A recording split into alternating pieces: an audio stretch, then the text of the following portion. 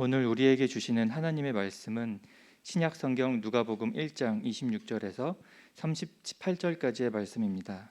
이 계시의 말씀을 봉독할 때 살아계신 하나님의 음성을 들으실 수 있기를 바랍니다.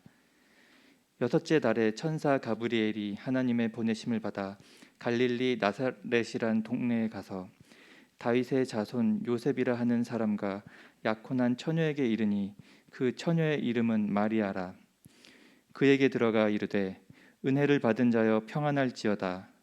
주께서 너와 함께 하시도다 하니 처녀가 그 말을 듣고 놀라 이런 인사가 어찌함인가 생각하매 천사가 이르되 마리아여 무서워하지 말라. 내가 하나님께 은혜를 입었느니라. 보라 내가 잉태하여 아들을 낳으리니 그 이름을 예수라 하라. 그가 큰 자가 되고 지극히 높으신 이의 아들이라 일컬어질 것이요 주 하나님께서 그 조상 다윗의 왕위를 그에게 주시리니 영원히 야곱의 집을 왕으로 다스리실 것이며 그 나라가 무궁하리라. 마리아가 천사에게 말하되 나는 남자를 알지 못하니 어찌 이 일이 있으리이까. 천사가 대답하여 이르되 성령이 내게 임하시고 지극히 높으신 이의 능력이 너를 덮으시리니 이러므로 나실 바 거룩한 이는 하나님의 아들이라 일컬어지리라. 보라 내 친족 엘리사벳도 늙어서 아들을 배었느니라. 본래 임신하지 못한다고 알려지니가 이미 6달이 되었나니 대저 하나님의 모든 말씀은 능하지 못하심이 없느니라. 마리아가 이르되 주의 여종이오니 말씀대로 내게 이루어지이다 하매 천사가 떠나가니라. 이 말씀은 살아계신 하나님의 말씀입니다. 아멘. 네, 여러분 한 주간 평안하셨습니까? 네, 한 주간 주의 백성으로 살아내시느라고 수고 많이 하셨습니다. 오늘 우리 예배 가운데 주님 주시는 위로와 평강이 함께하길 간절히 바라고요. 주 안에서 쉼을 누리고 주님 주시는 새 힘과 능력으로 또 새 한 주를 살아가는 기쁨이 함께하길 간절히 바랍니다. 오늘 임직 예배가 있습니다. 하나님께서 우리 교회에 큰 은혜를 주셨습니다. 올해 우리 교회의 표가 새 일을 향하는 교회인데 하나님께서 도우셔서 새 일을 이루게 하신 줄 믿습니다. 사실 작년에 우리 교회가 항정지 선거를 준비하고 진행하려 하였지만은 코로나 때문에 잠시 중단하게 되었습니다. 올해도 여전히 코로나 상황 가운데 있지만 하나님께서 은혜 주셔서 항정지 선거를 잘 마치고 또 16주에 걸친 교육과 훈련의 모든 과정도 마치게 되었습니다. 이제 임직 예배를 기다리고 있습니다. 이 모든 것이 하나님의 은혜인 줄 믿습니다. 지난주 가까운 이웃교회 목사님을 만났습니다. 우리 교회 임직식 소식을 전하였더니 무척 부러워하였습니다. 그래서 이 교회도 올해 초 항정지 선거를 계획하였지만 코로나 때문에 잠시 중단하였고 12월이 돼서야 이제 한다는 얘기를 하여 주었습니다. 이웃교회 이야기를 듣고 하나님께서 우리에게 주신 은혜를 깨닫고 다시 한번 감사하게 되었습니다. 그동안 교육자들과 임직자들이 수고 많이 하셨습니다. 코로나 가운데 있어서 이 현장에서 모든 행사를 또 교육 과정을 진행할 수 없어서 강의는 유튜브 방송으로 교육을 하였고요. 그리고 또 조별 모임은 줌을 통해서 비대오 모임을 가지게 되었습니다. 그동안 순종하는 모습으로 참여해 주신 모든 임직자들에게 감사를 드립니다. 또 우리 교회들이 함께 수고하고 헌신해서 우리는 새로운 역사를 남기게 되었습니다. 코로나 재난 가운데서도 항전 직분자들을 세우고 훈련한 교회로 새롭게 거듭나게 된 줄 믿습니다. 오늘 특별히 임직 예배를 위해서 교우들에게 한 가지 당부의 말씀이 있습니다. 바로 이곳에서 이제 오후 4시에 임직 예배가 진행이 되는데요. 현장에는 300명만 참여할 수가 있습니다. 예배위원 그리고 또 임직자들, 가족과 친지만 모여도 공간이 부족한 그러한 상황입니다. 우리 교우들께서는 갤러리와 또 온라인 영상 예배를 통해서 참여해 주시면 큰 도움이 되겠습니다. 그래서 오늘 임직 예배가 주 안에서 안전하고 은혜롭게 잘 마쳐서 하나님의 은혜를 함께 나누고 또 전하는 귀한 시간이 되시기를 간절히 바랍니다. 오늘 함께 나눌 말씀은 성탄절 앞두고 대림절에 묵상하는 예수님의 어머니 마리아의 이야기입니다. 마리아는 갈릴리 나사렛 동네에 사는 다윗의 자손인 요셉이라는 청년과 약혼한 처녀입니다. 마리아가 몇 살쯤 약혼하였을까요? 당시 유대 사이에서 여성이 12살이 되면 여전히 부모의 보호 아래 있지만 책임 있는 존재로 존중을 받았습니다. 그래서 유대 사이는 12살쯤 돼서 약혼을 한 모양입니다. 우리나라도 예전에는 12살쯤 조언이 있지 않았습니까? 아마도 예전에는 일찍들 결혼을 시작한 것 같아요. 그래서 마리아도 이제 12살쯤 되었을 때, 우리로 치면 중학교 1학년쯤 되었을 때 이제 약혼을 한 모양입니다. 천사 가브리엘은 하나님의 파송을 받아서 마리아를 찾아갔습니다. 그리고 마리아에게 하나님의 인사를 전합니다. 은혜를 입은 자여 평안할지어다, 주께서 너와 함께 하시도다. 갑자기 천사의 방문을 받은 마리아는 어땠을까요? 무척 당황했을 것입니다. 왜 나를 찾아왔을까? 어떤 말씀을 전해주실까? 그 메시지의 내용이 굉장히 궁금하였지만은 두려운 마음도 들었을 것입니다. 가브리엘 전사는 마리아의 이러한 당황한 모습을 알고 그녀를 안심시키고 또 하나님께서 상부하신 그 메시지를 마리아에게 전합니다. 마리아여, 무서워하지 말라. 내가 하나님께 은혜를 입었느니라. 보라, 내가 잉태하여 아들을 낳으리니 그 이름을 예수라 하라. 천사가 마리아에게 전한 메시지의 내용은 무엇인가요? 장차 마리아가 아이를 낳을 터인데 그녀가 낳을 아이는 보통 아이가 아니라 하나님의 위대하신 하나님의 아들이라고 하는 것입니다. 마리아는 이성적으로 생각할 때 도저히 납득할 수가 없었습니다. 나와 같은 어린 소녀에게 어떻게 이런 일이 일어날 수 있을까? 그녀는 솔직하게 그 이유를 고백합니다. 나는 남자를 알지 못하니 어찌 일이 있으리까? 그래서 천사 가브리엘은 마리아의 사촌인 엘리사벳이 늙은 나이에 잉태한 사실을 말씀합니다. 그녀가 가진 임신은 보통 임신이 아니라 하나님의 능력 가운데서 이루어진 일이죠. 따라서 마리아도 남자를 알지 못하는 어린 처녀이지만 얼마든지 하나님의 능력으로 아이를 잉태할 수 있다고 하는 것입니다. 그래서 천사 가브리엘은 마리아에게 임하실 하나님의 은혜를 증거합니다. 성령께서 내게 임하셔서 지극히 높으신 분의 능력이 너희에 머물 것이다. 그러므로 내가 낳을 아기는 거룩하신 분 하나님의 아들이라 불릴 것이다. 마리아는 참 어린 소녀이지만 주의 말씀을 들을 때 성령께서 감동을 주셔서 그 말씀을 즉시 깨닫게 되었습니다. 그래서 겸손하게 순종합니다. 메세 성경은 마리아의 고백을 이렇게 증거합니다. 이제 모든 것을 알겠습니다. 나는 섬길 준비가 된 주님의 여종입니다. 당신만의 말씀대로 내게 이루어지기를 원합니다. 마리아는 참 아름다운 고백을 하였습니다. 하나님께서 가장 기뻐하시는 모습, 겸손하게 주의 말씀을 듣고 순종하였습니다. 하나님의 부르심에 자신의 몸과 마음을 열고 자신을 내어드렸습니다. 이렇게 마리아의 순종을 통하여서 아기 예수 그리스도께서 이 땅에 기쁘게 임할 수 있었습니다. 오늘 주님은 하나님의 말씀을 듣고 겸손하게 순종한 마리아의 모습을 우리에게 전하고 있습니다. 어떻게 우리도 마리아처럼 겸손하게 주의 말씀을 듣고 순종하는 삶을 살아갈 수 있을까요? 오늘 우리 교회는 새 일꾼을 세우는 임직식이 있습니다. 이런 임직식은 어떤 시간인가요? 오늘 임직하는 48명의 우리 교우들만 하나님 앞에서 순종하고 결단하는 서약의 시간인가요? 그렇지는 않습니다.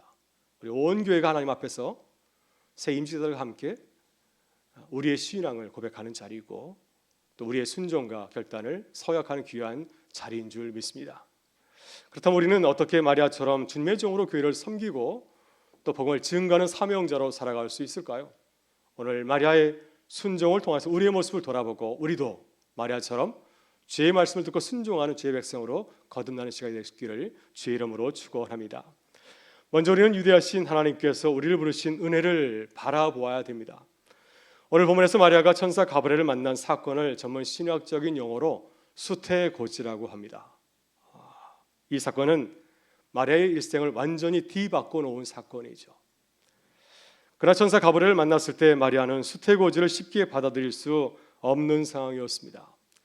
지금은 미혼녀가 아이를 갖는 것이 사회적으로 큰 문제가 되지는 않습니다. 물론 사회적으로 시선이 불편한 것은 사실입니다. 그렇다고 결혼하지 않은 여인이 아이를 가졌다고 해서 생명의 위협을 받지 않으시죠.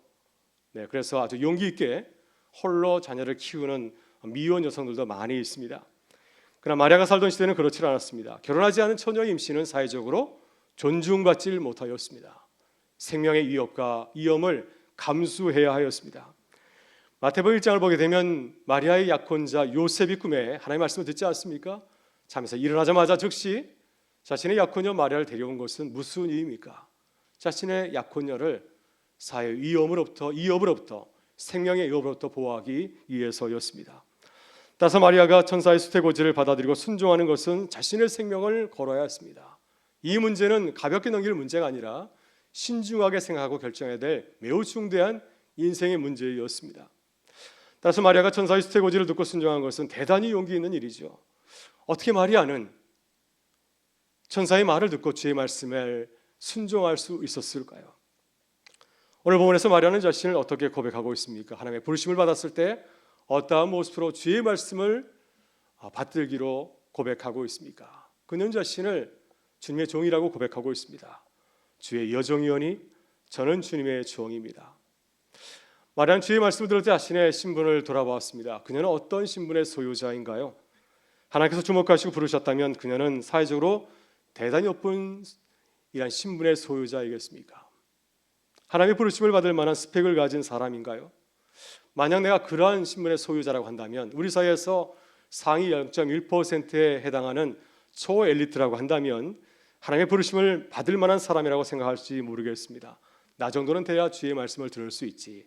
나 정도는 돼야 사회에서 하나님의 말씀을 수행할 수가 있지. 하나님께서 내 자격과 조건을 보시고 나를 부르셨을 것이라고 생각할 수 있습니다. 그러나 마리아는 자신의 모습을 돌아볼 때 어떻게 생각하였습니까? 자신의 모습은 그러한 좋은 스펙을 갖추지 못하였다고 생각하였습니다. 그녀는 사실 모든 기준에서 기대 이하였습니다. 그녀는 수도 예루살렘에서 높은 그 신분, 귀족의 가문에서 태어난 명문가의 출신이 결코 아니었습니다. 그녀는 갈릴리 시골 마을 나사렛에 사는 처녀에 불과하였습니다. 무엇보다도 마리아는 남자가 아니라 여성이었습니다. 당시 여성은 남자의 소유물이었습니다. 약혼한 남자는 결혼 지참금을 신부의 아내에게 지불하고 자신의 약혼녀를 집으로 데려왔습니다. 약혼녀의 그 소유권을 결혼 지참금을 주고 장인에게서 넘겨받은 것이죠. 이렇게 당시 여성들은 남자들처럼 온전한 자유를 누리지 못하였습니다. 여전히 남편의 보호 아래 또 아버지의 보호 아래 놓여 있었습니다. 이것이 여성이었던 마리아의 처지이죠. 근데 하나님께서 미천한 존재인 마리아를 친히 찾아오셔서 부르신 것입니다. 하나님은 어떤 분이신가요? 옆집 아저씨인가요? 하나님은 참 높고 위대하신 분이시죠. 세상에서 가장 높고 범접할 수 없는 분이십니다. 마리아가 도저히 바라볼 수 없는 분이시죠. 마리아는 창조자 하나님의 피조물이요 하나님이 보시기에 흙에 불과한 존재일 뿐입니다. 그런데 이렇게 미천한 나에게 하나님께서 친히 찾아오셔서 나를 부르신 것입니다. 이렇게 볼 때 수태고지, 가브리엘 천사가 알려준 수태고지는 얼마나 영광스러운 사건인지 모릅니다. 무엇과도 비교할 수 없는 분의 놀라운 은혜를 입은 사건이기 때문입니다. 누가복음 1장 46절 이하에 나오는 마리아 찬가를 보면 마리아는 자신의 신분을 기억하였습니다. 그래서 하나님께서 내게 주신 은혜를 생각하면서 이렇게 노래합니다. 내 영혼이 주를 찬양하며 내 마음이 하나님 내 구주를 기뻐하였음은 그의 여정의 비천함을 돌보셨음이라. 보라 이제 후로는 만세의 날을 보기다 일컬으리로다. 여러분 우리는 어떻게 우리 자신을 바라보나요? 하나님 보실 때 하나님 앞에서 우리는 어떤 모습이겠습니까? 예수님께서는 우리의 모습을 포도원 품꾼에 비유하였습니다. 여러분 예수님 당시에 포도원 품꾼은 어떤 존재였나요? 품꾼은 하루 일해서 하루 일당을 받고 살아가는 일용직 노동자입니다. 만약 누군가는 나를 불러줘서 일하게 하지 않는다고 한다면, 내가 오늘 하루를 살아갈 수 있는 품삯을 받지 못한다고 한다면 나는 어쩔 수 없이 굶을 수밖에 없는 그런 궁핍한 존재입니다. 이것이 이 품꾼의 삶의 자리입니다. 따라서 포도원 주인이 나를 포도원 품꾼으로 부른 것은 얼마나 감사하고 기쁜 일인지 모르죠. 오늘도 내가 일할 수 있구나. 오늘 내가 일해서 우리 가족을 먹일 수 있구나. 얼마나 은혜로운 사건인지 모릅니다. 그러나 예수님께서 말씀하신 포도원 품꾼 비유에서 가장 먼저 온 품꾼은 이 사실을 망각하였습니다. 처음에는 내 존재를 기억하는데 시간이 지날수록 내 존재가 누구인지를 까먹게 되었습니다. 그래서 주인의 처사를 바라보면서 기뻐하고 감사한 것이 아니라 원망하고 불평하였습니다.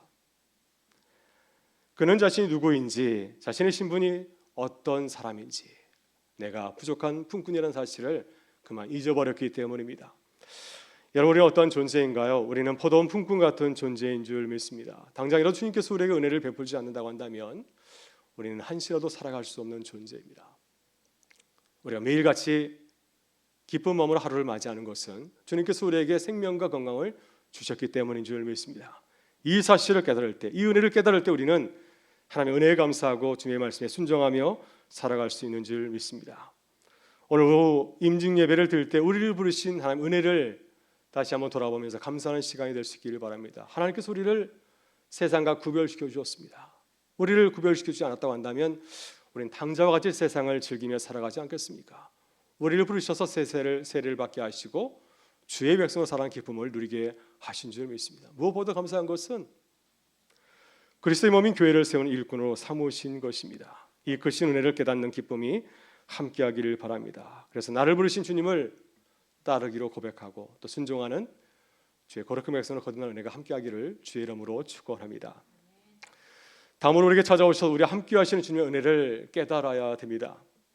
오늘 본문을 보게 되면 마리아는 천사의 가브리엘 수태고지를 처음 들었을 때 쉽게 순종하지 못하였습니다. 왜 기쁘게 순종하지 못하고 두려워하였을까요? 무엇보다도 처녀의 몸으로 임신하는 것은 위험이 따르기 때문이죠. 그리고 이 일은 미혼 여성이 홀로 감당하기는 너무나 엄청난 일입니다. 어떻게 결혼도 하지 않은 처녀의 몸으로 임신부터 출산까지 또 아이를 낳은 이후에 그 아이를 키우는 모든 양육의 과정을 다 본인이 감당할 수 있을까요? 이 모든 과정을 생각할 때 마리아는 처녀의 몸으로 두려운 마음이 들어서 감히 순종할 엄두를 내지 못한 것이었습니다.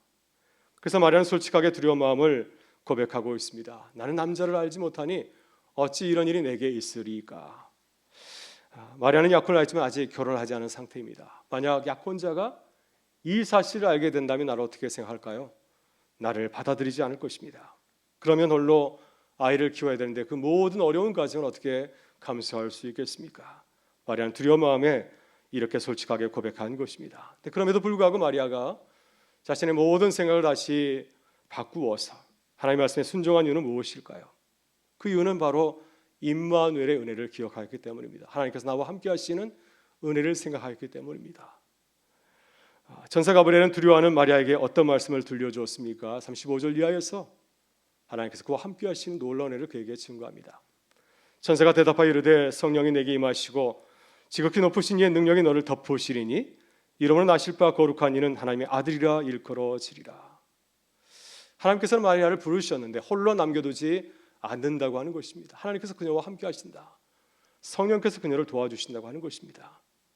성령께서 함께 하셔서 임신부터 출산까지 그 위에 자녀들을 기르는 모든 과정까지 함께 하신다고 약속하고 있습니다. 만일 사람이라면 그 약속이 지켜지지 않을 수 있겠죠. 제가 이런 말씀을 드렸다고 한다면 과연 그 말씀을 지킬 수 있겠습니까? 우린 연약하고 부족해서 우리가 내뱉은 말을 다 지킬 수 없습니다. 그러나 하나님은 그렇지 않습니다. 하나님이 위대하신 분이시고 모든 약속의 말씀을 반드시 지킬 수 있는 전능하신 분이신 줄 믿습니다. 하나님께서는 마리아와 함께 하셔서 하나님의 아들을 낳고 그 아들을 통하여서 놀라우신 하나님의 역사를 이루어 가실 것을 말씀하시고 약속하였습니다. 여러분 그렇습니다. 우리는 참 연약한 존재이죠. 내 모습을 바라보면 도저히 주의 말씀에 순종할 용기가 나지 않습니다. 과연 내게 주신 이 직분을 감당할 수 있을까? 용기가 나질 않습니다. 어떻게 주님께서 나를 교회 일꾼으로 부르셨는데 그 길을 내가 충성되이 끝까지 한 마음으로 걸어갈 수 있을까? 도저히 자신 올 수 없습니다. 베드로도 자신의 모습을 돌아볼 때 도저히 자신이 없어서 예수님께서 걸어가시는 그 십자가의 길을 가로막고 방해하지 않았습니까? 제발 그 길 가지 말라고, 나는 당신을 따라갈 수 없다고 거절하지 않았습니까? 그러나 우리와 함께 하시는 하나님을 바라볼 때 담대하게 나아갈 수 있는 줄 믿습니다. 주의 말씀에 기쁘게 순종할 수 있는 줄 믿습니다. 그거 위대하신 하나님께서 우리 함께 하심을 믿고 고백할 때 우리는 주께서 부르신 그 길을 믿음으로 순종하며 따라갈 수 있는 줄 믿습니다. 여러분 사세기 6장을 보게 되면 위대한 사사 기드온의 소명이가 나옵니다. 당시 이스라엘은 어려운 가운데 있었습니다. 강성한 민족인 미디안 족속이 이스라엘을 넘보고 있었고 그들을 괴롭히고 있는 가운데 있었습니다. 그때 하나님의 사자가 기드온을 부르시고 말씀하십니다. 큰 용사여 여호와께서 너와 함께 계시도다. 너는 가서 너의 힘으로 이스라엘 미디안의 손에서 구원하라. 내가 너를 보낸 것이 아니냐. 기드온은 하나님의 말씀을 듣고 순종하지 못하였습니다. 두려운 마음이 들었습니다. 내가 심히 약한 자인데 어떻게 이 모든 과정을 내가 감수할 수 있을까? 내가 어떻게 사사의 길을 걸어갈 수 있을까? 그래서 그는 강변하였습니다. 나는 이스라엘 가운데 가장 작은 자인데 어찌 내가 이 모든 것을 감당할 수 있겠습니까? 그때 하나님께서는 기드온과 함께 하시는 하나님의 능력을 보여주었습니다. 임마누엘, 주님께서 기드온과 함께 하시는 능력을 보여주었습니다. 그래서 기드온이 처음으로 번제를 드릴 때 여호와의 불이 나와서 그 모든 제물을 다 태워버렸습니다. 그 모습을 목격하게 하셨습니다. 기도는 아직도 주님을 믿지 못해서 요구하지 않습니까? 내가 마당에 양털을 놓을 터니 그것을 적게 하시고 마당은 마르게 하십시오. 또 반대로 요구하였습니다. 내가 양털을 놓으니 이번에는 마당이 적게 하고 양털은 마르게 하옵소서. 그래서 그 역사가 이루어진 것을 주님 목격하게 하였습니다. 그래서 그들은 비로소 하나님께서 나와 함께 하신 은혜를 깨닫고 용기를 내어서 하나님 앞에 순종하여서 사사의 길을 걸어가게 되었습니다. 여러분, 그렇습니다. 하나님께서는 우리를 부르시고 홀로 내버려 두지 않으신 줄 믿습니다. 우리와 함께 하십니다. 성령께서 우리와 함께 하시고 우리에게 능력의 길로 인도하시는 줄 믿습니다. 믿음으로 보고 깨닫지 못할 때, 내가 주의 길을 걸어가야 되는데 여전히 내 마음속에 두려움이 가득 찰 때 기도원처럼 주님께 요구하실 수 있기를 바랍니다. 증거를 보여달라고 간절히 기도하실 수 있기를 바랍니다. 그래서 하나님께서 나와 함께 하시는 은혜를 보고서 담대하게 살아가는 죄 백성들 될 수 있기를 바랍니다. 오늘 임직 예배를 통해서 우리와 함께 하시는 하나님을 바라보고 고백할 수 있기를 바라고요. 또 우리의 모습에 주목하는 것이 아니라 내 모습을 어떻게 주의 길을 걸어갈 수 있을까, 내 모습에 집중하는 것이 아니라 우리와 함께 하시는 하나님의 은혜를 깨닫는 시간이 될 수 있기를 바랍니다. 그래서 온 교회가 우리를 부르시고 우리와 함께 하시는 은혜를 깨닫고 감사하는 축복의 시간이 될 수 있기를 주의 이름으로 축원합니다. 마지막 우리를 통하여 일하시기 원하시는 주님의 뜻을 기뻐하고 감사해야 됩니다. 오늘 본문에서 마리아는 하나님의 부르심에 선뜻 기뻐하고 감사하지 못하였습니다. 오히려 나를 부르신 주님의 뜻을 기뻐한 것이 아니라 부담스럽게 생각하였습니다. 왜 하필 나일까? 마리아는 주님의 뜻을 따를 수 없는 자신의 형편과 처지를 돌아보고 생각하였습니다. 내가 처녀의 몸으로 어떻게 이런 일을 할 수 있을까? 나는 미천한 사람인데 어떻게 높으신 하나님의 일을 감당할 수 있을까? 나보다 뛰어난 사람이 많은데 저분을 통해서 일하면 될 터인데 왜 나를 부르셨을까? 이런 마음을 갖게 되었습니다. 그러나 전사 가브리엘을 통해서 들려주신 하나님의 말씀을 듣고 하나님의 깊은 뜻을 깨닫게 되었습니다. 하나님께서 마리아를 향해서 가지신 뜻은 무엇인가요? 하나님은 다른 사람이 아니라 나를 통해서 일하기를 원하십니다. 미천한 나를 통하여서 가난 내 모습을 통해서 높으신 하나님의 뜻을 나타내고 증거하기를 원하신다는 사실입니다. 이것이 우리 향하신 하나님의 거룩하신 뜻인 줄 믿습니다. 그래서 하나님께서는 이 사람의 뜻을 깨닫지 못하는 마리아에게 하나님의 비전을 나누었습니다. 하나님의 비전을 나누고 함께 공유하였습니다. 보라, 내가 잉태하여 아들을 낳으리니 그 이름을 예수라 하라. 그가 큰 자가 되고 지극히 높으시니 아들이라 일컬어질 것이요 주 하나님께서 그 조상 다윗의 왕위를 그에게 주시리니 영원히 야곱의 집을 왕으로 다스릴 것이요 그 나라가 무궁하리라. 이 놀라운 하나님 나라의 그 비전이 이 미천한 마리아를 통하여서 보여지고 나타나게 될 것이라는 말씀입니다. 하나님께서는 마리아의 이해를 돕기 위해서 한 예를 들어서 말씀하십니다. 그 예가 무엇인가요? 바로 그것은 사촌 엘리사벳의 이야기입니다. 여러분, 엘리사벳은 마리아의 사촌이지만 세례자 요한의 어머니이기도 하죠. 엘리사벳은 마리아보다 6개월 먼저 임신하였습니다. 근데 놀라운 사실이 있습니다. 이 엘리사벳은 마리아처럼 젊은 여성이 아니라 어떤 여성입니까? 아이를 더 이상 낳을 수 없는 나이의 시니어 여성이었습니다. 하나님께서 늙어서 아이를 가질 수 없는 엘리사벳을 부르셔서 임신하게 하셨습니다.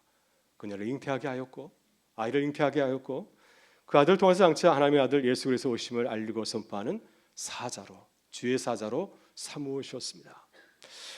엘리사벳 남편 스가라는 제사장이었지만 우리 가정을 향하신 주님의 뜻을 깨닫지 못하였습니다.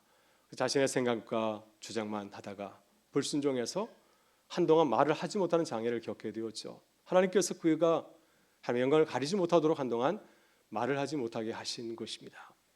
그러나 스가라는 나중에 자신의 아들 세례자 요한의 사역을 바라보면서 우리 가정을 향하신, 우리 가정을 부르신 주님의 뜻을 깨닫고 기뻐하며 찬양을 올렸을 줄 믿습니다. 여러분, 우리는 스스로 물을 때가 있습니다. 왜 나를 부르셨나요? 왜 나를 사역자로 부르셨습니까? 나는 주의 일을 할 능력도 없고 자격도 없습니다. 어떻게 일을 감당할 수 있을까요? 여러분, 종종 이런 질문을 던지지 않습니까? 저도 이런 질문을 던질 때가 종종 있습니다. 여러분, 정말 그렇습니다. 우린 정말 연약하고 부족한 존재입니다. 그러나 주님께서 우리를 부르신 것은 하나님의 거룩하신 뜻이 있죠. 우리를 통해서 일하기를 원하시기 때문인 줄 믿습니다. 높으신 하나님께서 우리를 통하여서 주님의 높은 뜻을 세상 가운데 나타내기를 원하시기 때문입니다. 우리를 향하신 주님의 사랑을 깨닫게 될 때, 나를 향하신 놀라운 뜻을 깨닫게 될 때 우리는 기뻐하고 감사하며 주님의 뜻에 순종할 수 있는 줄 믿습니다. 오늘 임직 예배 가운데 우리를 향하신 주님의 뜻을 깨닫는 은혜가 함께할 수 있기를 간절히 바랍니다. 오늘 함께 고백할 결단 찬송은 말씀이신 예수라고 하는 곡입니다. 이 찬양은 마리아가 주님의 뜻을 물은 것처럼 주님의 뜻을 깨닫게 해달라고 하는 간절한 우리의 기도가 담겨 있습니다. 그 가사가 이렇습니다. 말씀이신 예수 진실하신 초대 사랑으로 그 진리로 주께 와서 듣고 주님께 배우라. 머물러 보이신 예수께 주님 말씀하소서 듣기 원해요. 인도하소서 따르기 원해. 두려움 저 넘어 온전한 나라 참된 생명일로 영원한 길로. 여러분 그렇습니다. 주님께서 우리를 부르신 길은 축복의 길인 줄 믿습니다. 하나님께서 마리아를 부르신 길이 놀라운 길이지 않았습니다. 예수 그리스도 놀라운 축복을 우리에게 나누어주는 축복의 길이었던 것처럼 우리를 부르신 것도 하나님의 영광을 보여주고 하나님의 능력을 나타내는 축복의 길인 줄 믿습니다. 오늘 하루 임지자를 향하신 주님의 뜻을 바라보면서 기뻐하고 감사할 수 있기를 바라고요. 또 우리 교회를 향하신 주님의 뜻을 바라보면서 기뻐하고 감사하는 시간이 될 수 있기를 바랍니다. 그래서 주님의 뜻을 발견하고 기쁘게 주님을 따라가는 은혜가 우리 모두에게 함께할 수 있기를 간절히 축원합니다.